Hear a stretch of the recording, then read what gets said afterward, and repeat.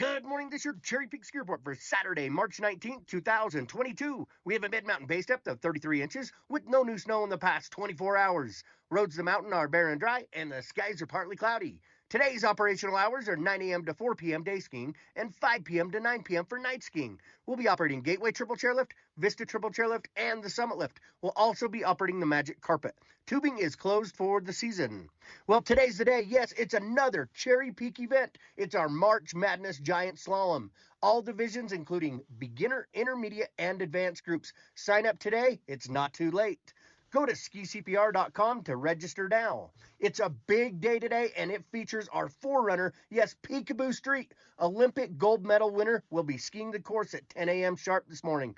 Racers, get ready. It's going to be a memory maker at the peak. Go to skicpr.com or simply follow us on all social media, including Snapchat, for any further updates and details. We'll catch you at the peak. It's time for the Garden Guide with your host, Mark Anderson from Anderson Seed and Garden. New research suggests that people are more likely to eat vegetables if they have a tempting name. What would life be without homegrown tomatoes? Only two things that money can't buy, and that's true love and homegrown tomatoes. From gardening to landscaping. Today we are going to try and create garden eyebrows. Kind of like the flowers are sprouting directly from your hair. That makes sense. Phone lines are open at 753-KVNU or 800-369-KVNU. Kind of like eating vegetables. It's the Garden Guide, now on KVNU 610 AM and 102 FM. And we welcome you to the show on this beautiful Saturday morning. The sun just beginning to make its way up over the Bear River Mountains, and we're looking at a gorgeous day today with some rain and snow possibly coming for the first day of spring. Believe it or not, that's how we roll in Cache Valley, as we always say. That is not unusual, is it? I don't think that's unusual at all. So, no, we were out driving around yesterday and just were looking at the mountains in the valley, and it's absolutely beautiful. It is, absolutely beautiful. And everybody's like, well, we're so short on water, and I'm looking at the mountains, going, there's a lot of snow up there in the Wellsvilles, and we're gonna get some more, and we're gonna get some more, and we're gonna get some more. So I think we always want to be conservative when using our water because our resources are so important. But I think here in northern Utah, we're sitting better than a lot of other areas when it comes to water. So as we were just before we started the show, I mentioned we've spent a few weekends down in Vernal area, and a friend that I've gotten to know that my son it's now his father-in-law. Yeah. He's a commissioner of one of the water districts in Vernal, and he was sharing with me just some of the water problems they have there, and it is just bone dry in that part of the state. And so we do have a lot that we can be grateful of, but of course, like you said, we still want to definitely conserve water. And as we're heading into these first few weeks of spring, right, there's a lot we can do to start kind of setting a precedent that really will extend all summer long. Oh yeah, absolutely. There's a lot of things we can do to conserve water, whether it's in our landscape or in our lawns. And we've got a little slow start to the year. For when it comes to gardening. Last year we already had our peas and spinach and lettuce and radishes and onions like in the ground. Yeah, and after that really cold start to the month and really wet and snowy. A lot of people just it's too wet. The soil hasn't dried out and just not ready to go. And we've got a lot of fruit trees in stock, and you dig a hole and it fills up with water. So it's been a little slower start. So at Anderson's right now we've got a great selection of fruit trees in stock, bare root, and we just got strawberries in this week. We just got asparagus in this week.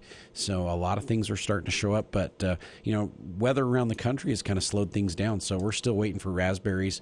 We're still waiting for our grapes. We're still waiting for our blueberries. A lot of things because the areas of the country where those are coming from, they've been having bad storms and weather and cold, and it's hard to dig those plants up when you got a foot of snow on the ground. So, but with the bare root fruit sale going on right now, we can talk about the best ways to be able to plant those bare roots and get them started. Yeah. and they can really. This is the time of year they can take off so quickly. Yeah. We were concerned about some of our trees last week when we were having single-digit temperatures, which is very unusual for this time in March. But those bare root trees come in and they're not leafed out; they're completely dormant. They can handle that kind of cold. So we just left them outside, and the soil around them froze, and we couldn't get them out of the containers if somebody wanted to buy them. But the trees were in great shape, and we didn't have any problems that way.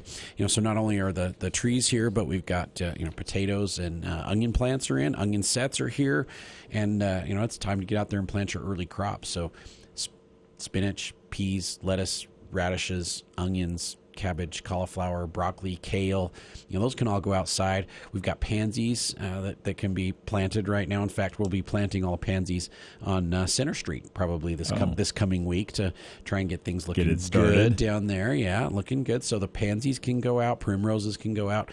We've got a lot of early vegetables in the greenhouse, and so things are just kind of starting to roll at Anderson's. So it's a fun time of year to see the plants come in. And like you said, tomorrow's the first day of spring officially. The official first day of spring. So we'll be ready.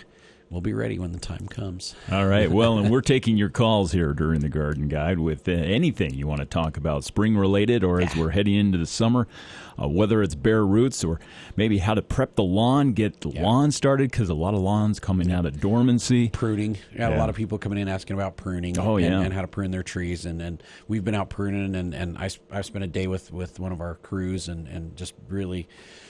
Yeah, it's time to get her going. Yeah, it's really time to get it going. And then next weekend we have the Home and Garden Show. That's right. Yeah. So that's coming up. That's coming up too. So getting Friday and Saturday, starting Friday and then continuing all day Saturday. And if you don't have your tickets yet, of course you can get tickets at the door. And next week we're going to be giving away tickets all week, so a lot of chances for you to be able to win tickets to the show. It's always a lot of fun. A lot of vendors out there to not only beautify your yard, but your home, everything. Where the home and garden related. Going to be out at and we'll be there too. We'll be planting up pansies for people. We've got some new seed collections to show off. We've got some fun things to share at the Home and Garden Show. So we'll be there. All right, well, phone lines are open at 753-5868 or 1-800-369-5868. If you have a question, call it in. Again, 753-5868 or 1-800-369-5868. Maybe we start out with lawns and pruning because that's where a lot of us are going to be spending our time today, I know. Exactly. I just got a message from Todd, and he was asking about hydrotane and how to put that on. So we're talking about water conservation. There's some really great products out there that you can use to really reduce the amount of water you're using on your lawn and in your flower beds and in your garden, so that you don't have to use as much water, but it conserves and holds the moisture a lot longer. And hydrotane's one of those products. Hydrotane lasts about 90 days. I like to put it on the latter part of May, first part of June, right before the heat kicks in, because usually in the spring we don't have to even last year, I didn't really have to turn my sprinklers on until the end of April, first part of May, get things going. And, hydrotane works best when you can put it on right before the heat kicks in, lasts for that 90 days. What it does is it gets down into the soil, it binds to the soil, and then every time you apply water to it, it pulls that water down into the soil, and then it holds it there. And the company that makes it, they say it will reduce your watering by up to 50%. You could cut it down by half. Yeah, almost. by half. I've not been able to get half out of it, but I've been able to get about a third. And so instead of watering on Mondays and Wednesdays and Fridays through the hot, dry part of the summer, we've been able to switch and just go, Mondays and Thursdays and just do twice a week instead of 3 times a week. And I know last year there was a lot of areas, a lot of communities that were, not rationing water, but they were encouraging their residents to only water twice a week. If you use the hydrotane or another product that we've got that's called Back to Green that does the same thing, you can reduce your watering down to twice a week or even less, and keep your lawn looking good, keep your plants, your landscape looking really good, and use a lot less water. But with the hydrotane, since it is super absorbent and it actually does attract water to it, if you put it on and you don't get it watered in properly, it will actually pull the water out of the soil. Yeah, or out of the plants that you spray it on. And it can actually burn them a little bit. And so what we recommend is if you're doing the granule, you want to apply that when the grass is dry, and then water it after you've applied. Water it in. Okay. Yeah. So I wouldn't recommend you put it on right now. After Memorial Day, that's when we want to do it, because the 90 days, you put it on the 1st of June, it's going to last till Labor Day, which gets you through the hottest, driest part of the summer when the grass is usually stressing. Right now we don't have to worry about the grass stressing; it's just coming out of dormancy. We want to fertilize it right now. We want to put some humate on and really get the grass perked up and looking really good. But through the summertime, we put that hydrotane on. The Back to Green works in a very similar fashion, but only lasts 60 days. So you could do 2 applications of that. But with the hydrotane, you want to get it on, get it watered in, especially the liquid, because if you spray that liquid on, it needs to be watered immediately afterwards. But I'll tell you what, you can cut 1/3 to half of your water usage down on your turf by using a product like hydrotane or Back to Green. Really great way to be able to save money and that water. Much of a difference. Yeah, it makes that much of a difference. And, if you cut back half, your lawn's not going to be perfect. It's not going to be, absolutely perfectly green all summer long, but it's going to be pretty close. And you're going to be able to use a lot less water to maintain that same good-looking appearance. And, a healthy lawn produces as much oxygen as a large tree, a really big tree. So I think grass gets a bad rap. People don't realize how much dust and dirt that filters, how much water it traps when we have, big rainstorms and we don't have water running all over the place, because the grass, kind of filters that and slows it down and absorbs it and catches it. And it does the same thing with dust and dirt, and it produces a lot of oxygen, and it's actually really good cooling part of our environment. So, we don't want to overuse water to keep our lawns looking good, but, we really don't. My son lives in Mesa, Arizona, and and it's a different ballgame down there. You just don't see grass there, but trees, landscape, shrubs, grass, that all contributes to cooling down our environment. We're talking about global warming. Well, we've got a lot of urbanized areas. We start planting more trees, start planting more plants. It can help. It pulls a lot of carbon out of the atmosphere, and it really cools a lot of things down. So we got to add to our urban forest and get things going. So hydrotane, something to look at maybe around Memorial Day, after Memorial Day. Yes. And coming up in a minute, let's talk about fertilizing with humate. That's something that we've started doing over the last few months or few years, and really, really helped. But first, let's go out to the phone lines. Debbie is joining us on the line from Richmond. Debbie, welcome to the show. Hi, how are you this morning? Doing great, Debbie. Good. Hey, I've got 2 small questions. I have some apple trees that have had fire blight, and I've been working with that. And I have a question for you. In the fall, we have a lot of trees. We take all the leaves, we grind them up, put them in our garden. Are those leaves that have fire blight, is that hurting my garden? Not a bit. And so that bacteria, we want to make sure and gather that up around the trees, because they can get reinfected from that bacteria laying around, and that could be problematic. But gathering it up and shredding it and composting it, putting it into your garden, that's not going to be a problem. None of those plants in your garden are affected by that. So. Okay, and the second question. So my husband and I have a differing opinion. In the fall, he likes to put a layer of leaves over we have some ground cover in the back, just leave the leaves there. And in the spring, I like to clean those all out because I think things grow faster. Am I right? Or should I leave those leaves there for fertilization? The leaves sitting there actually won't decompose until they're incorporated into the soil. They'll just kind of sit there. And in some cases, they'll actually kind of suffocate the plants. And so, putting a mulch in around, like, say, your roses or some plants that are a little tender, less hardy, is a good way to kind of protect those through the wintertime. But you want to get that pulled away from those plants. Otherwise, you can't get the air and water and nutrient in there, and sunlight, absolutely. And they'll just kind of mat down, and they won't decompose. But if you take those same leaves and you put them into your garden and you till them into the soil where there's, beneficial microbes and microorganisms that will actually decompose those down, they'll break down a lot faster. It's kind of like having that giant pile of grass clippings in the backyard that you just keep adding grass clippings to, and it never ever decomposes. It just kind of sits there and turns into a big mountain of green goo. Green goo. Same thing. It's like it's too much of the same basic material, and it's never going to decompose. And the more variety of materials you add together and mix them and combine them and add soil and beneficial microbes, it'll break down a lot faster. So. Okay. So my cleaning pays off. It does, yes, absolutely, yes. We have resolved a couple familial disputes in the past, but we don't want any contention. So yes, he's correct, and yes, you are absolutely correct as well too. Right. You're both right. Yeah, it's just when it comes to gardening, there's a lot of different ways to do things, and in many cases, a lot of them all work, but in some cases, some things are definitely a lot better for your plants and for your soil than others. So okay, well, I really appreciate your help today. You are so welcome, Debbie. Thanks so much for calling this morning. Thank you. Bye-bye.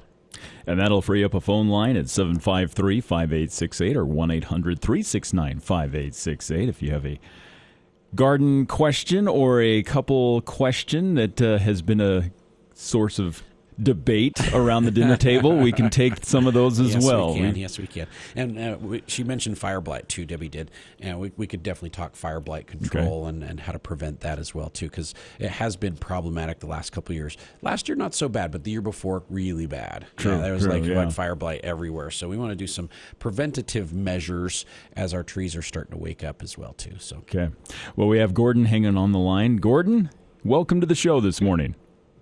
Good morning, guys. How are we doing? Doing great, Gordon. Good. Hey, Mark, I need to report first. I talked last week about throwing humates onto I say snow. It's actually ice, big ice slabs on my lawn. It took them right out. I put it down Monday, and they're other than the ones in the back where the snow slides off the metal roof, and it's still a big pile, but everything on the lawn, it's melted right away. Pretty much gone. It really does. It really does make a difference. So the humic and fulvic acids that are in there will help break the snow and the ice down. But it is also black, so it generates a lot of heat, so it gets it to melt a lot faster. So but nice. And it looks greener where I put it. Oh, it will. The spots that were covered with ice. All it takes is about greener than the other part of the lawn. Yeah. Already. All it takes is about a week for that to start kicking in. So guess what I'm doing tonight? Whether it's still light out when I get home from work or not. Humate's going on the lawn, and the fertilizer's going on the lawn to try and get things going. So, yeah, and with the hydrotane, you mentioned that. I used that last year, and Newton Dam didn't have much water last year to begin with. No, so we were really, really careful, and I cut my watering back. There were sometimes 2 weeks between waterings, and my lawn wasn't beautiful, but it survived, and it was still a little bit green. And I'm sold on that. Yeah, so. yeah. And then when we started getting that rain in August, it perked it up. And then when we really got that rain in October, man, everybody's lawns looked amazing. When we really got that wet weather, so it's like they recovered very, very quickly. And most turf grasses are very resilient. They can brown up a little bit in the summer if we have to, but they will recover very quickly. So. Yep. Well, I meant to get in this week and get another bag of humates from you to do the parts of the lawn because I put it pretty heavy on the snow-covered areas. Yeah, but, good. I'll get in on Monday or Tuesday. Now, I do have a question. Yes. We have quite a few volunteer maples that have come up from the seeds from our big maple tree. Okay.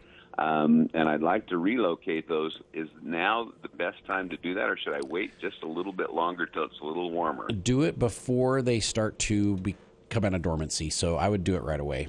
I mean, now's better than waiting, because if they really start to bud and to leaf out, then moving them will be a little bit more difficult.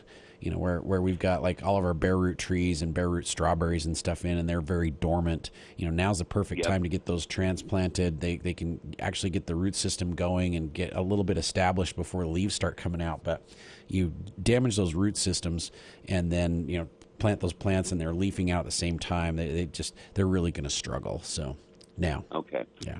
And some of them are growing right in close to my pine trees. Do I dare try to take those out, or am I going to damage both sets of roots if I do that? Good question. I would be selective and pick the best looking ones that you've got around the yard. But if you've got some that are kind of intertwined with some of your other plants, I don't think it's worth transplanting them. It's like Okay. be selective, and find the ones that you think are going to be the best and least damaging to your other landscape plants. And I'd pick those, and then maybe just trim the other ones off and get rid of them. Okay, we'll put that at the top of the list for this week. Oh, if we didn't get our sulfur, potassium, magnesium down on our roses in the fall, should I be doing that now? You sure could. It's definitely not going to hurt. I mean, it really helps make them hardier through the winter time. But if you get that magnesium and sulfur and potash on, it's really going to help with flower production and just general health. That's the one thing that potassium does, is it really helps with general plant health and cell structure, but it helps the plants pick up and utilize water and other nutrients a lot better, and then it helps distribute that through the plants properly. And so using that at any point during the season would be excellent. Okay, yeah, there were a couple that got missed last fall. So yeah, no worries. All right, got my list of things to do this week. Awesome. I'll stop in and see you and get some more sulfates. So sounds great. Or humates, So yeah. All right, thanks, Mark. Appreciate it. Thanks so much for calling. And talk to you later. Yep. Bye-bye. And if you have a question or comment, 753-5868 or 1-800-369-5868. I think number one on most people's list this weekend is going to be fertilizing, because we are coming into a nice storm tomorrow, which could really help just take that fertilizer and get it down into the roots. We got to kind of... not warn everybody, but just kind of prepare everyone who's listening that fertilizer prices started going up last year. So this is not a situation where Ukraine and some of the stuff that's happening in the world is causing this. We saw fertilizer prices start to increase last fall, and it's all because of transportation costs. And a lot of the urea, a lot of the nitrogen, the base for almost all these fertilizers is shipped in from out of the country. And so those barge prices just kept going up and going up, just like container prices coming in from China last year were just going up and going up. I mean, so we saw triple and quadruple the cost from just even a year and a half ago, and it's affected fertilizer. So if you see any fertilizer anywhere, it's going to be 50 to 70% more than it was last year. Yeah, we're not talking just normal, the 5 to 10% inflation that they're talking about. Fertilizer prices went from like nitrate.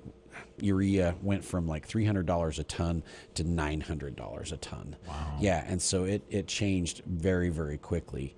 And so we tried to anticipate that and purchase fertilizer last fall before the prices really went crazy. And so we did that.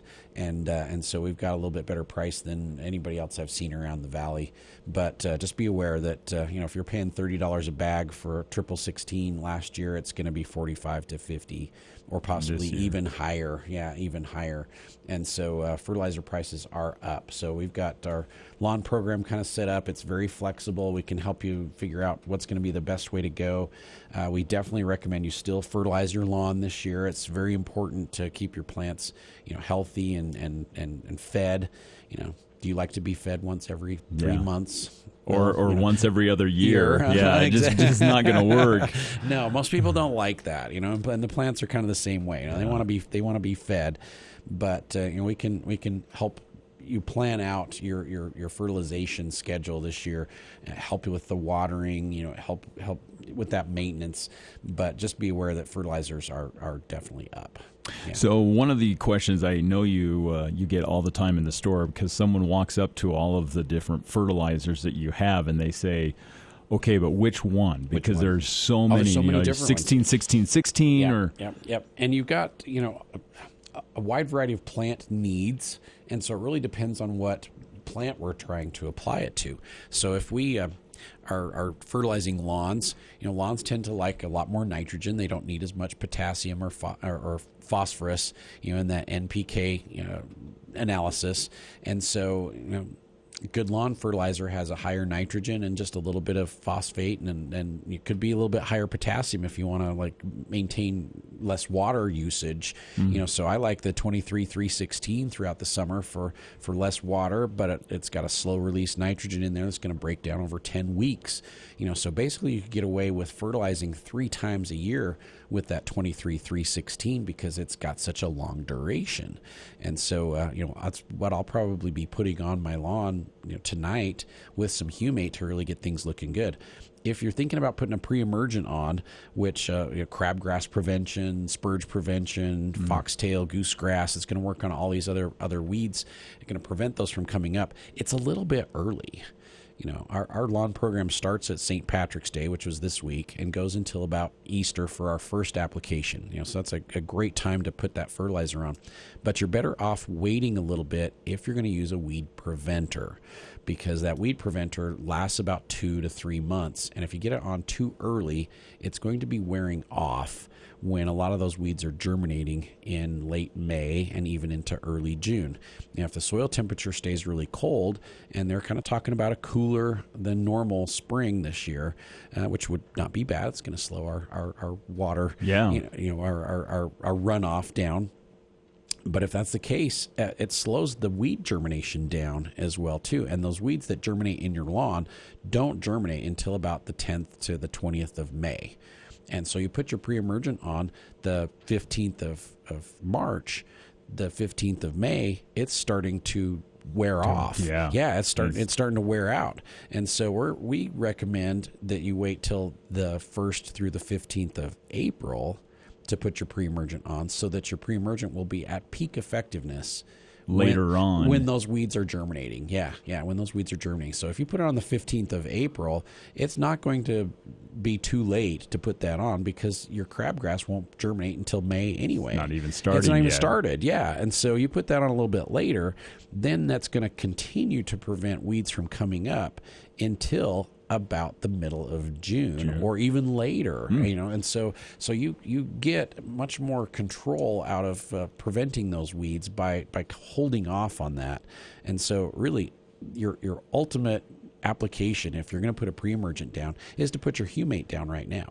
So come in and get some humic, put that on right now, let the rain water that in. It's going to get rid of all the rest of your snow, and your lawn's going to perk up. It's going to green up like crazy, but you're not going to have to mow right away, because it doesn't really encourage a lot of top growth. It just really greens the lawn up, brings it out of dormancy, gets your soil prepared for the summer, puts a lot of nutrient minerals right back into the soil, but it's not going to make it grow like crazy. Then put your fertilizer on in about 3 weeks with the pre-emergent in there, and then your fertilizer is going to react a lot better. Your grass is going to take off like crazy, and your pre-emergent is going to last until the end of June. End of June. July. Yeah. Okay. Yeah. So it will give you that longer weed prevention time period where it's really stopping those weeds as they germinate. And most pre-emergents, everybody's got to be aware, it doesn't really work on clover and dandelions and thistle. I mean, there's some that do. Gallery will work on those, but your crabgrass preventer will stop most of your weedy grasses. So it's going to work on crabgrass and spurge and foxtail and goosegrass and a lot of those weedy grasses and some broadleaves, but not all broadleaves. So it doesn't really work on dandelions. Yeah. And for clover and things like that, you've got to actually hit it with an actual a broadleaf weed killer. Yeah. So for that, if you're continually fighting dandelions like crazy all summer long through your lawn, there's another pre-emergent that you can use, and we recommend you put that on in April also with a broadleaf weed killer mixed in with it, and it will kill your dandelions and your clover and your mallow and your thistle, and it even works pretty well on morning glory. It'll kill the ones that are out there, but then it will prevent new ones from coming up from seed for 6 months. Oh, wow. So that would pretty much take care of the whole season. So if you put on mid-April, you're going to get May, June, July, August, September, October. And by that time, you're done. It lasts the whole season. So this is a really great product that has that take care of the weeds that are there right now, prevent all the weeds for the rest of the summer, all mixed in one. And it comes in a hose end, or it comes in a concentrate you can put in your own sprayer. But with this product, you want to cover every square inch of your turf so that it prevents all those weeds. Even if you don't have weeds there right now, you want to make sure and get good coverage with that product. But it will last the entire summer. 6 months is really great. And it does work on dandelions and morning glory and thistles and clover, and it will kill them from seed, as the seeds germinate. And keep them from coming up again. Yeah, so it'll kill the plants that are there and then kill the seeds so you don't have new ones coming. Great. Yeah, it's a really, really, really great product, yeah. Well, coming up after the break, let's talk about taking care of all of the trees. Yes. We've been talking about the lawns, and now it's time to start thinking about what we're going to do to take care of those trees. Yep. Because we got not only fertilize those trees, but we also got to start pruning them now. Yes. So we got phone lines open. Love to have you join us here on the show. Give us a call, and we'll be back right after these short messages.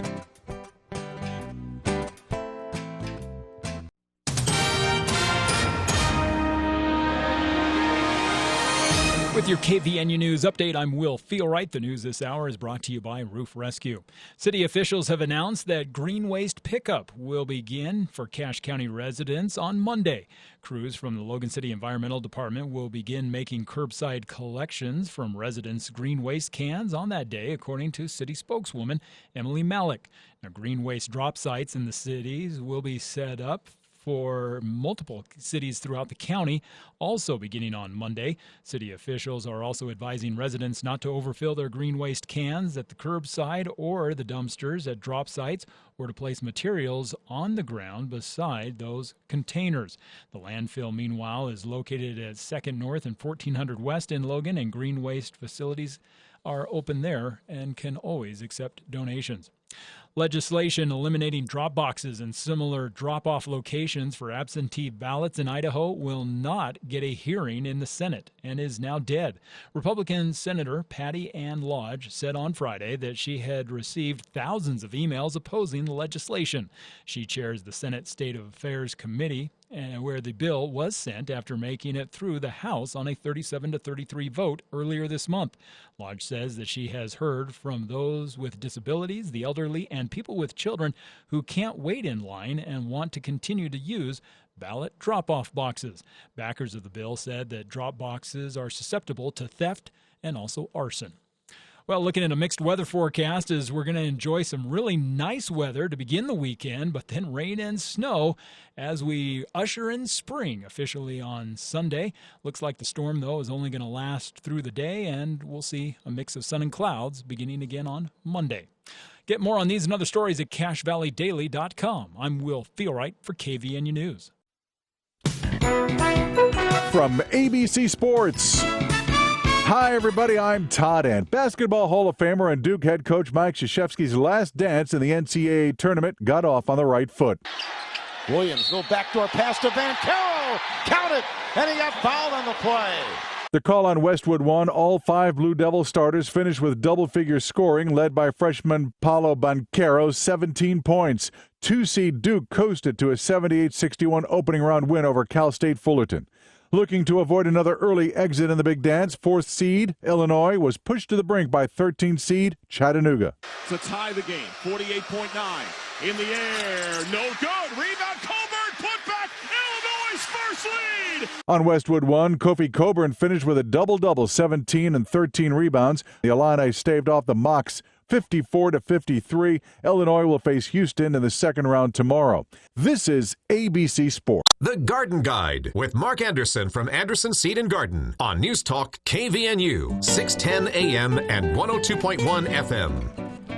And we welcome you back to the show, 8:38 now on this Saturday morning. As we've been talking about lawns, we've been talking about fertilizing. We need to get to trees and shrubs because a lot of pruning needs to be done. I know. Yes. I've been looking at our fruit trees, and it's definitely time. But before we get to that, phone lines are open, 753-5868, 1-800-369-5868. Let's mention, too, also, because we mentioned at the top of the show, and some may have just be joining us, the bare root sale going on right now. Bare root sale going on right now. So we've got a great selection of fruit trees in. We've got strawberries. We have asparagus. and we've got onion plants, potatoes are in. We're still waiting for blueberries and raspberries and grapes, though. They have not shown up yet. Just a little delay because of the weather issues that we've been dealing with. So should have raspberries next week, and grapes probably won't be here till the end of March. So that's the word that I'm getting. They come from upstate New York, and they got hammered with some really bad weather just a couple weeks ago, and so they're still digging out. Yeah. So that's how it works out. So bare root sale going on right now. Gorgeous trees. I've got another big batch of trees coming in here in the next week as well too. So if there's something that you're looking for specifically when it comes to fruit trees, come check with us. We might have it in stock. It might be on its way. So we've got a really great offering of fruit trees this year as well too. Strawberries look amazing. They just came in from California, so those are looking really good. And asparagus plants, awesome. Nice big roots. They're 2-year-old roots. They're just ready to be planted and ready to go. And those will produce next year for you. So since they're 2-year-old roots, they start producing the third year. And that should work out great. And then, as we mentioned at the top of the show as well, Home and Garden Show is next weekend. So Friday and Saturday, we got the Home and Garden Show at the Eccles Ice Arena, and we will be there. And I know a lot of other great companies will be there as well too. So plan on coming out and seeing us there as well. So lots happening at Anderson Seed. We've got pansies and primroses that are looking great right now, and we're starting to add plants to the greenhouse. So this week we got in some nice cold crops. There's cabbage, there's purple cabbage, there's broccoli, there's Brussels sprouts, there's cauliflower. We even have some spinach and kale and a couple other things as well too. So vegetables are starting to roll in, and if your soil's workable, those guys can go outside right now. So, even with cold temperatures, even with the possibility of snow tomorrow, all those plants can handle that cold. They don't like single digits like we had last week, but they can handle, low 20s and even into the high teens without too much trouble. And so a lot of those could be planted. As we mentioned earlier, peas, spinach, lettuce, radishes, onions, cabbage, cauliflower, broccoli, kale, great time to get those planted. We are seeing a lot of people coming in and getting seeds, but as of right now, we don't have any shortages on any particular seeds. We have a good selection, and we're still getting some specific varieties in. Some things just are a little slow coming this year. So I think we just got our sweet ingot carrots in yesterday, and we've been waiting for those for a while. A couple other items we're still waiting for. Starting to come in. Yeah. There's a few varieties that we had crop failures on. I think our Roma beans can't get this year. We got kind of prorated on our Blue Lake pole beans, but this year we got plenty of Blue Lake bush beans. Last year it was the bush beans that we couldn't get. Were hard to get. Yeah. It's just a crop thing. Some years the crops do really well and produce a lot of seed. Some years not so much. Yeah, so that's kind of how it goes. But seeds are going crazy. Okay. Yeah, going crazy. Earlier before the break, we were talking about a pre-emergent that you can apply that'll last about 6 months, taking care of morning glory, correct, and taking care of crabgrass. Yeah. Caller just called in and said, what was the name of that, if you recall? It is called Season-Long Weed Control, and it's made by Bayer. And it's a combination product, kills what's there, so it's a post-emergent, kills the weeds that are there. Pre-emergent stops new weeds from coming up, and it works on broadleaf weeds. Okay. And so it's not in a granule form like a crabgrass preventer or it's not even a step 1 type fertilizer. This is something we're going to put on in April, control the weeds that are there that have wintered over from last year, and then prevent new ones from coming up. And it's a Bayer product. We carry it pretty much all the time. Bayer, and it's called Season-Long Weed Control. Yeah. Okay. All right. Well, let's go back out to the phone lines. We have Katie joining us on the line from Idaho. Katie, welcome to the show. Good morning. I have all sorts of trees, and we're going to be gone for a while this summer, and I'm wondering how to take care of them. We've got someone to water them, but we have a plum tree, a peach tree, and 2 apple trees, and I'm wondering what I need to do before we go to take care of them. For like insects or pruning, or what has you most concerned? that they produce fruit while I'm gone. Yes, that would be wonderful. So now is the time to prune those trees. And so we got out and pruned our orchard week before last, right before the cold, awful, nasty weather last week. And we got those trees all pruned up. It's also a really great time to fertilize those trees. So a slow release fertilizer would be excellent to put on those right now, something that's going to last for maybe 3 or 4 months through the whole growing season. So Start and Grow would be excellent. I've got a new fertilizer that is called 365, and it will last a whole season. And I used it last year in my garden, and I was impressed with it. So I'm going to use it on a bunch of my trees this year because it's an all-natural organic fertilizer. It has lots of beneficial microbes and microorganisms, mycorrhiza, and good biology in there to really build your soil up. And so I'm going to use that on some of my trees and in my garden this year because it was so awesome last year. So I would fertilize, do some pruning, dormant spray after you're done pruning. Dormant spray will kill any insects or insect eggs that have wintered over from last year. It's a good time to put a fungicide in with that also. So put a disease control in with it. You can control diseases and insects that have wintered over from last year. It will give you a good, clean, fresh start for the year, but it won't stop insects from coming later. Apples and pears, they're going to be attacked by codling moth throughout the summertime. So those really need to be sprayed at least once or twice a month, depending on which product you use, starting in early June. The plum and the peach, only as necessary. So if you've got somebody to do a little watering, a little bit of fertilizing throughout the summertime, that will be great. But you may want to hire someone to come and spray at the correct times as well. So, okey-doke. All right. Second question: how long does it take spinach to be big enough that you can be harvesting it? Usually about 60 days. So basically about 2 months. So if you plant it now, you'll be harvesting the latter part of May, first part of June.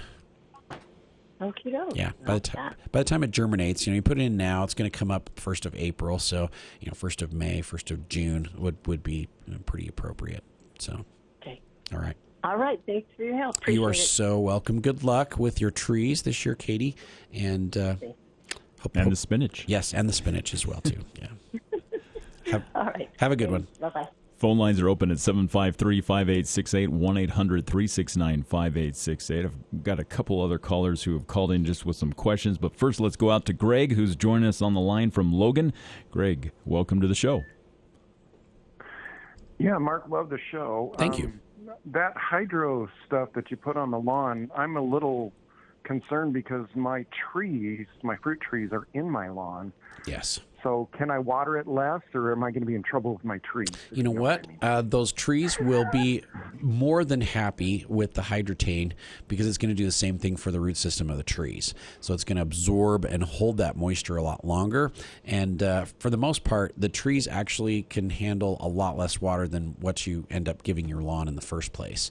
So they should be more than adequate. If you wanted to put a little trickle on the hose and just put it in a couple spots underneath the trees, once every 2 or 3 weeks, just to kind of supplement them a little bit more, that would be more than appropriate, and it isn't going to use too much water. But you can deep water those, maybe once a month, just to give them a extra shot if we get some hot weather. But the hydrotane is amazing. It's a natural product. You apply it either liquid or granule, water that in, and it will last the 90 days, and it really makes a huge difference in your water usage.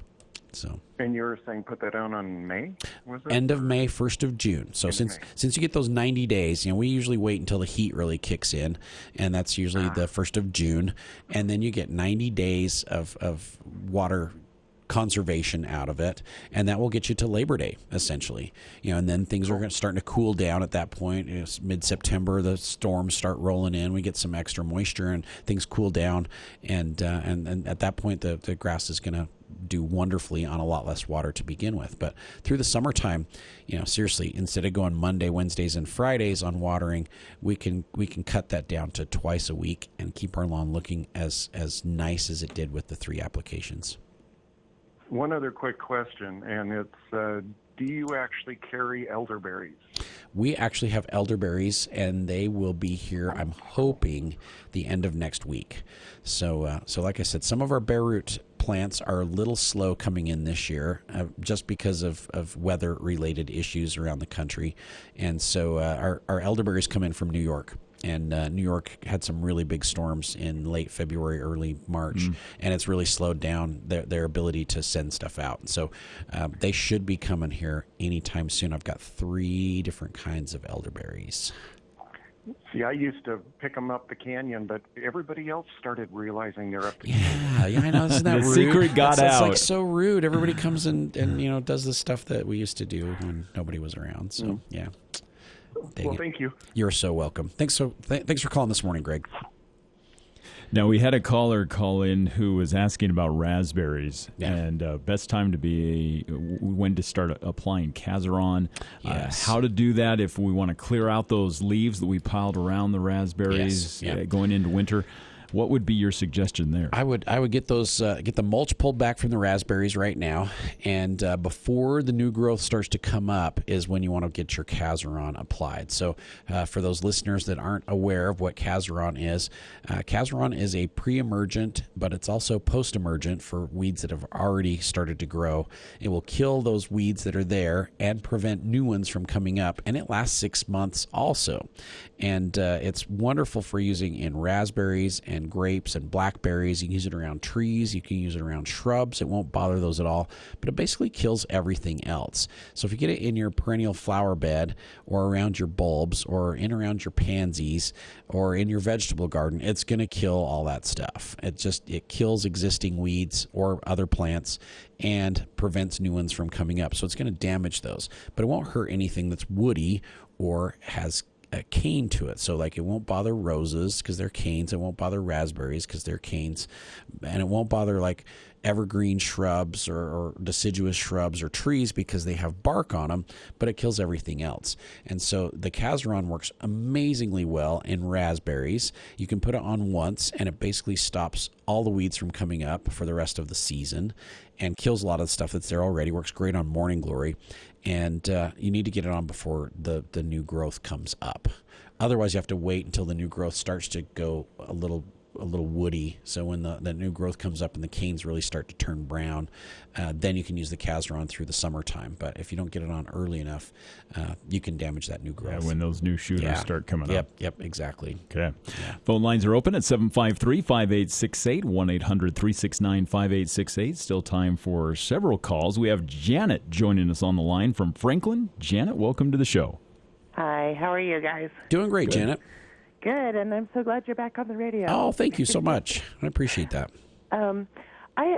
My question's a little weird.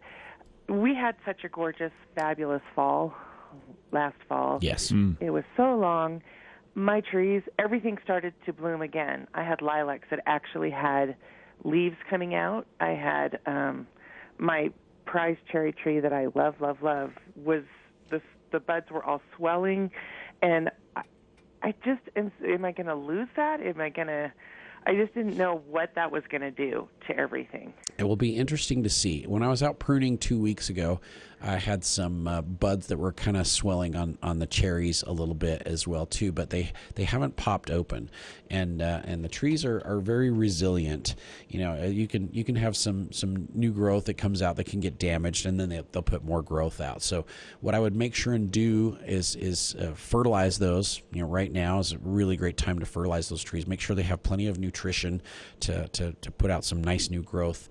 Keep your fingers crossed that some of that growth didn't get damaged. I mean, we didn't have sub-zero temperatures, and so I mean we had some really cold periods of winter this year, but we didn't have sub-zero temperatures, which usually is what starts to do a lot more damage to the trees. So we should be in pretty good shape. So I'm encouraged by our wetter portions of the winter, our good soil moisture for fall.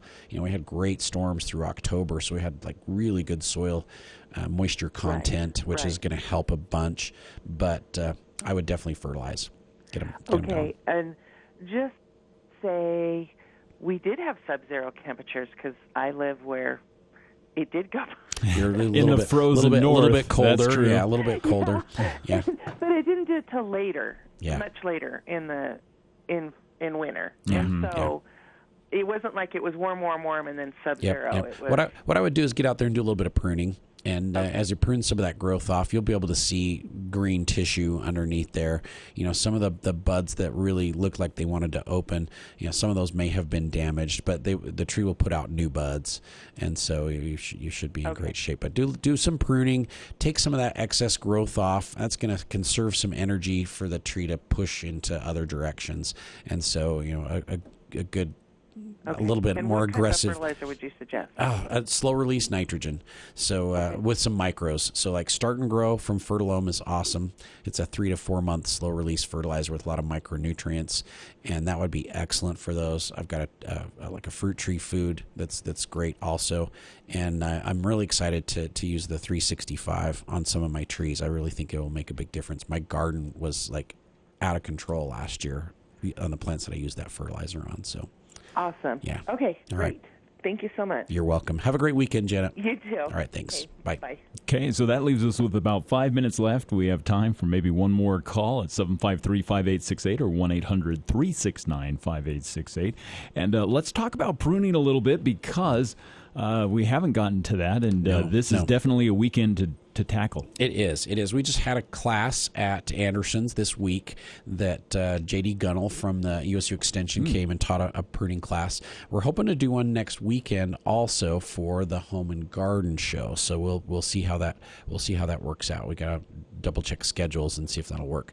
But when I go out pruning and I start working on the trees, usually I will look first for anything that's dead, damaged, diseased, or broken.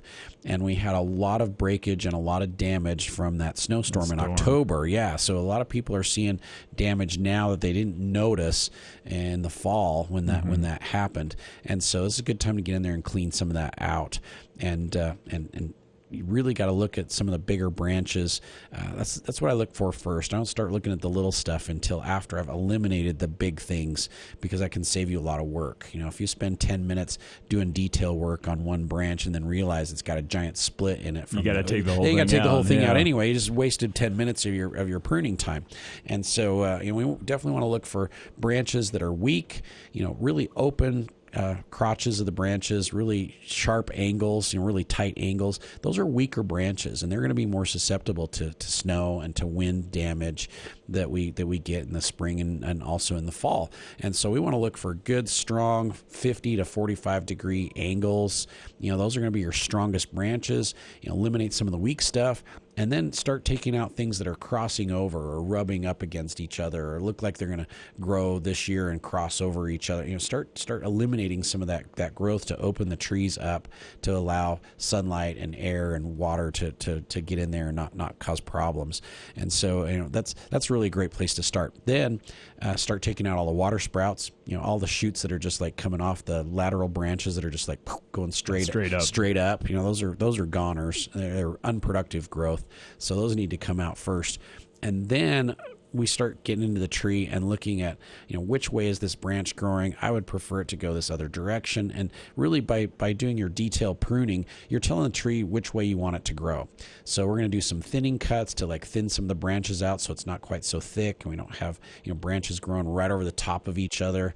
And then we're going to do some heading cuts that take those terminal buds off but forces new growth to come out, horizontally. So you get thicker branches that way. Yeah. And depending on which trees you're pruning, you got to watch the growth from last year, because if you're pruning like peaches or nectarines, if you prune too aggressively, you take off all the fruit, because that's going to be produced on last year's growth. So the new growth from last year is where your fruit production is going to be on your peaches and your nectarines this year. So you got to kind of make sure you don't take out too much. And with apples, once they start to produce on those fruit-producing spurs, those spurs will produce for 5 to 7 years. And so you want to also make sure not to take out too much old growth, because then you're taking out your fruit production. Yeah. So it's important that you know the parts of the tree, what to look for, and prune accordingly. Yeah. And sometimes you've got two really good options. It's like, this is a beautiful branch, this is a beautiful branch. You got to decide which one to take out. Which is going to go. Yeah, you just got to decide which ones to take out, because otherwise you just have a tree that's like super overgrown and they become less productive and they just don't do what they need to do. Now, if you did, and we saw a small branch on one of our fruit trees, one of our apple trees that got split open, one of the best things, and I don't recall the name of it, it's I call it the goop. Yeah. It's almost like a tar. Yep. It's a pruning sealer. And it's just a great product. I've got it in our garage, and we just put that on. If you've got any severe damage, boy, that just works so effectively. Yeah, it kind of seals the moisture inside the tree and helps that tree heal over that. Yeah. Hardens just like a bark. Yeah. It's really good. It's really good stuff. So there's a couple different ones that we provide that will do an excellent job for you. But now's the time to get out and do some pruning. My new fruit growing guide has an amazing section all about pruning. It's multiple pages, and it kind of will make you comfortable with getting out and doing some pruning. So we've got that available if you are interested. And Anderson's, So we've got to fertilize the lawn, possibly this weekend, prune the trees, and dormant spray. And then also take advantage of the bare root sale that's going on this weekend. Great time to be out, and this is going to be a wonderful weekend to be outside in your yard and garden. All right, and we'll see you back next week for the Garden Guide here on KVNU.